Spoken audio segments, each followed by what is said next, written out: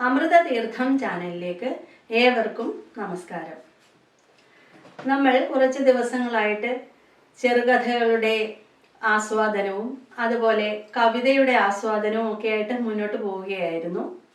ഇന്ന് ഒരു ചെറിയ ലളിതമായ ഒരു ചെറുകഥ നമ്മൾ ഇതുവരെ പറഞ്ഞിട്ടില്ലല്ലോ. ബേപ്പൂർ സുൽത്താൻ എന്നറിയപ്പെടുന്ന നമ്മുടെ വൈക്കം മുഹമ്മദ് ബഷീറിൻ്റെ തേന്മാവ് എന്ന ചെറുകഥ ഇന്ന് നമുക്ക് ആസ്വദിക്കാം. ഈ പേര് സൂചിപ്പിക്കുന്നത് പോലെ തന്നെ, തേന്മാവ് എന്ന പേര് സൂചിപ്പിക്കുന്നത് പോലെ തന്നെ ഇതൊരു തേന്മാവിൻ്റെ കഥയാണ്. മധുരമൂറുന്ന, തേനിൻ്റെ മധുരം ഊറുന്ന തേന്മാവിൻ്റെ കഥ നമുക്ക് ആസ്വദിക്കാം. നമുക്ക് ഏവർക്കും അറിയാം, വൈക്കം മുഹമ്മദ് ബഷീറിൻ്റെ കൃതികളൊക്കെ വളരെ കുറച്ച് കഥാപാത്രങ്ങൾ ആയിരിക്കും ഉണ്ടാവുക. അതുപോലെ വളരെ ലളിതവുമായിരിക്കും. അത് തന്നെയുമല്ല, അദ്ദേഹം ആ ചെറുകഥയിലെ ഒരു കഥാപാത്രവും കൂടിയായിരിക്കും. ഈ തേന്മാവിലും അദ്ദേഹം ഒരു കഥാപാത്രമാവുകയാണ്. അങ്ങനെ ഇതിലെ കഥാനായകനും എഴുത്തുകാരനും തമ്മിലുള്ള ഒരു സംവാദമാണ് ഈ കഥയുടെ സന്ദർഭം. ഇതിലെ കഥാനായകൻ അധ്യാപകനായ റഷീദാണ്. റഷീദിൻ്റെ ജീവിതത്തിലുണ്ടായ ഒരു അനുഭവം, അതായത് ഈ തേന്മാവുമായി ബന്ധപ്പെട്ട ഒരു അനുഭവം അദ്ദേഹം എഴുത്തുകാരനോട് പറയുകയാണ്. അദ്ദേഹം ജീവന് തുല്യം സ്നേഹിക്കുകയാണ് തേന്മാവിനെ, അധ്യാപകനായ റഷീദ്. അങ്ങനെ അദ്ദേഹം ഇങ്ങനെ ജീവന് തുല്യം സ്നേഹിക്കുന്നത് കൊണ്ട് നാട്ടുകാരും വീട്ടുകാരും സുഹൃത്തുക്കളും ഒക്കെ പറയുന്നു, ഇതൊരു വൃക്ഷാരാധനയല്ലേ താങ്കൾക്ക്?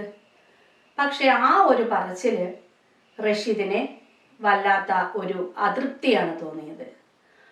അതും കഥാനായകൻ എഴുത്തുകാരനോട് അവതരിപ്പിക്കുന്നുണ്ട്. ഇനി നമുക്ക് കഥയുടെ സന്ദർഭത്തിലേക്ക് കടക്കാം. അധ്യാപകനായ റഷീദിന് ഒരു അനുജനുണ്ടായിരുന്നു. അനുജൻ പോലീസ് ഓഫീസറായിരുന്നു. അദ്ദേഹം കുറച്ച് ദൂരെ ഉള്ള ഒരു പട്ടണത്തിലായിരുന്നു താമസിച്ചത്. ഒരിക്കൽ അധ്യാപകനായ റഷീദ് തൻ്റെ അനുജൻ താമസിക്കുന്ന നഗരത്തിലേക്ക് പോകാൻ ഒരുങ്ങി. അങ്ങനെ പോകുന്ന വഴിമധ്യേ അദ്ദേഹം ഒരു അവശ നിലയിൽ കിടക്കുന്ന ഒരു വൃദ്ധനെ കാണുകയാണ്. നിരത്തിൽ, അത് വേനൽക്കാലം കൂടിയായിരുന്നു, വെള്ളം കുടിക്കാൻ പോലും ഇല്ലാതെ അവശ നിലയിൽ കിടക്കുന്ന കഷ്ടപ്പെടുന്ന ഒരു വൃദ്ധനെ കാണാനിടയായി. റഷീദിനെ കണ്ട ഉടനെ ഈ വൃദ്ധൻ അദ്ദേഹത്തിനോട് ചോദിച്ചു, എനിക്ക് കുറച്ച് വെള്ളം തരുമോ? പക്ഷേ ഈ റഷീദിന്റെ കയ്യിലാവട്ടെ വെള്ളം ഉണ്ടായിരുന്നില്ല. അദ്ദേഹം പെട്ടെന്ന് നോക്കുമ്പോൾ അടുത്തൊരു വീട് കാണുന്നുണ്ട്. നേരെ ആ വീട്ടിലേക്ക് നടന്നു. അവിടേക്ക് ചെല്ലുമ്പോൾ ആ ഉമ്മറത്ത് തന്നെ സുന്ദരിയായ ഒരു പെൺകുട്ടി നിൽക്കുന്നു. റഷീദ് അവളോട് ചോദിച്ചു, കുറച്ച് വെള്ളം തരുമോ? പെട്ടെന്ന് തന്നെ ആ പെൺകുട്ടി അകത്തു പോയി ഒരു മൊന്ത നിറയെ വെള്ളവുമായി വന്നു. റഷീദിന്റെ കയ്യിൽ കൊടുത്തു. പക്ഷേ പെൺകുട്ടി നോക്കുമ്പോൾ റഷീദ് ആ വെള്ളം കുടിക്കാതെ തിരികെ നടന്നു പോവുകയാണ്.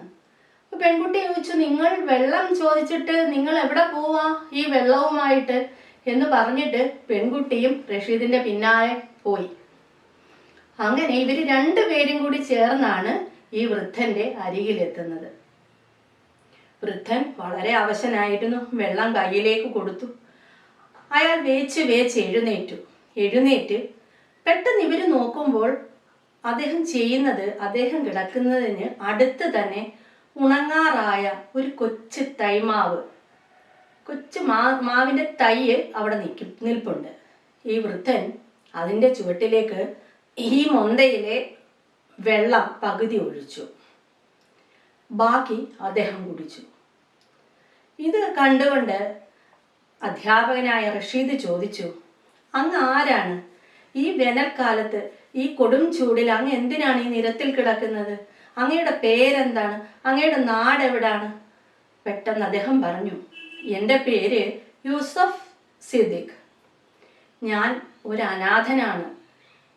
ഞാൻ എൻ്റെ ജീവിതം മുഴുവൻ അലഞ്ഞു തിരിഞ്ഞ് നടക്കുകയായിരുന്നു. എനിക്ക് ആരുമില്ല. ഇങ്ങനെ പറഞ്ഞിട്ട് യൂസഫ് സിദ്ദീഖ് അവരോട് ചോദിച്ചു, നിങ്ങൾ ആരൊക്കെയാണ്? അദ്ദേഹം പറഞ്ഞു, ഞാനൊരു അധ്യാപകനാണ്. അപ്പോൾ പെട്ടെന്ന് ആ പെൺകുട്ടി പറഞ്ഞു, ഞാൻ അസ്മ, ഞാനൊരു അധ്യാപികയാണ്. പെട്ടെന്ന് തന്നെ ഇവർ നോക്കുമ്പോൾ ഈ വൃദ്ധൻ കുഴഞ്ഞങ്ങ് വീഴുകയാ, കണ്ണുകൾ അടഞ്ഞു. ആ വൃദ്ധൻ അവിടെ മരിച്ചു വീഴുകയായിരുന്നു. അസ്മയോട് റഷീദ് പറഞ്ഞു, നീ ഇവിടെ നിൽക്ക്, ഞാൻ പോയി എൻ്റെ അനുജൻ്റെ വീടിനടുത്ത് നിന്ന് ഒരു ടാക്സിയോ എന്തെങ്കിലും ഒരു വാഹനം കിട്ടുന്നെങ്കിൽ വിളിച്ചുകൊണ്ട് വരാം എന്ന് പറഞ്ഞിട്ട് റഷീദ് പോയി തൻ്റെ അനുജനുമായി ഒരു വാഹനത്തിൽ വന്നു. ഈ വൃദ്ധനെ എടുത്ത് വാഹനത്തിൽ കിടത്തി നേരെ ഒരു പള്ളിയിലേക്ക് കൊണ്ടുപോയി. അവിടെ ചെന്ന് വൃദ്ധന് വേണ്ട എല്ലാ കാര്യങ്ങളും, അന്തിമ ശുശ്രൂഷയ്ക്ക് വേണ്ട എല്ലാ കാര്യങ്ങളും റഷീദ് ചെയ്യുന്നു. അവിടെ ആ വൃദ്ധൻ്റെ ശവദാഹം നടക്കുകയും ചെയ്യുന്നു. ശേഷം റഷീദ് മടങ്ങിപ്പോയി. പിന്നീടുണ്ടായ സംഭവം എന്താണെന്നോ, അസ്മ എന്ന അധ്യാപിക പെൺകുട്ടി ദിവസവും ആ വൃദ്ധൻ വെള്ളം തളിച്ചു കൊടുത്ത ആ കൊച്ചു മാവിൻ തൈക്ക് വെള്ളം ഒഴിച്ചു കൊടുക്കാൻ തുടങ്ങി. അങ്ങനെ കുറേ ദിവസങ്ങൾ കഴിഞ്ഞു. കുറച്ച് നാളുകൾക്ക് ശേഷം ഈ റഷീദ് അസ്മയെ വിവാഹം കഴിക്കുന്നു. വിവാഹം കഴിച്ചതിന് ശേഷം അസ്മ റഷീദിന്റെ വീട്ടിലേക്ക് മടങ്ങി പോകുമ്പോൾ എന്തു ചെയ്തെന്നോ, ആ കൊച്ചു മാവിൻ തൈ അതിൻ്റെ വേരൽപ്പം പോലും പൊട്ടാതെ വളരെ ഭദ്രമായി സുരക്ഷിതമായി ഇളക്കി അതൊരു ചാക്കിൽ മണ്ണ് നിറച്ചിട്ട് ആ മാവിൻ തൈ റഷീദിന്റെ വീട്ടിലേക്ക് അസ്മയോടൊപ്പം പോയി. അങ്ങനെ കുറച്ച് ദിവസം അസ്മയുടെ റൂമിൽ തന്നെ ഈ മാവിൻ തൈ അങ്ങനെ ആ ചാക്കിനകത്തിരുന്നു. പിന്നീട് അവര് ആ റഷീദിന്റെ വീട്ടുമുറ്റത്ത് വളരെ മനോഹരമായിട്ട് ആ മാവിൻ തൈ നട്ടുപിടിപ്പിച്ചു. അതിന് വളവും ചാണകപ്പൊടിയും എല്ലാ വളങ്ങളും ഇട്ട് വെള്ളവും തളിച്ച് നല്ല മനോഹരമായി വളർത്തി കൊണ്ടുവന്നു. ഇപ്പോൾ അത് ഒരു വൻ വൃക്ഷമായി, ഒരു തേന്മാവായി, നിറയെ കായ്ച്ച് കുലച്ച് കിടക്കുന്ന മധുരമൂറുന്ന മാങ്ങകൾ ലഭിക്കുന്ന ഒരു നല്ല തേന്മാവായി മാറിയിരിക്കുന്നു. ആ തേന്മാവിന്റെ ചുവട്ടിലിരുന്നാണ് എഴുത്തുകാരനോട് റഷീദ് തൻ്റെ ഈ അനുഭവ കഥകളൊക്കെ പറയുന്നത്.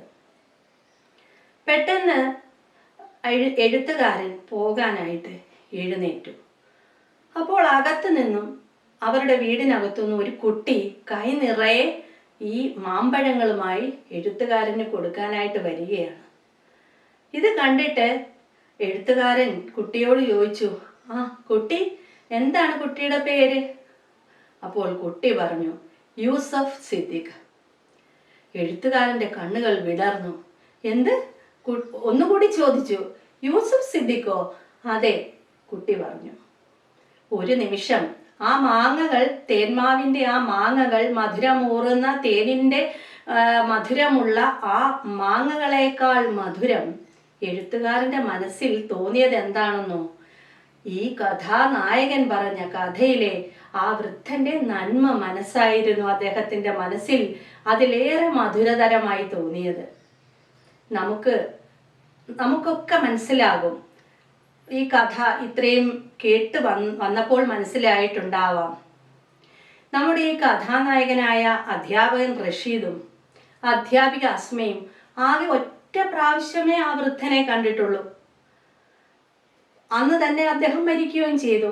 പക്ഷേ ആ ഒറ്റ പ്രാവശ്യം കണ്ട ആ വൃദ്ധൻ, യൂസഫ് എന്ന ആ മനുഷ്യൻ, യൂസഫ് സിദ്ദീഖ് എന്ന ആ വൃദ്ധൻ, അവരുടെ ജീവിതത്തിൽ ഉണ്ടാക്കിയ മാറ്റം എത്രത്തോളമായിരുന്നു? അവരുടെ ജീവിതം തന്നെ മാറ്റിമറിച്ചില്ലേ?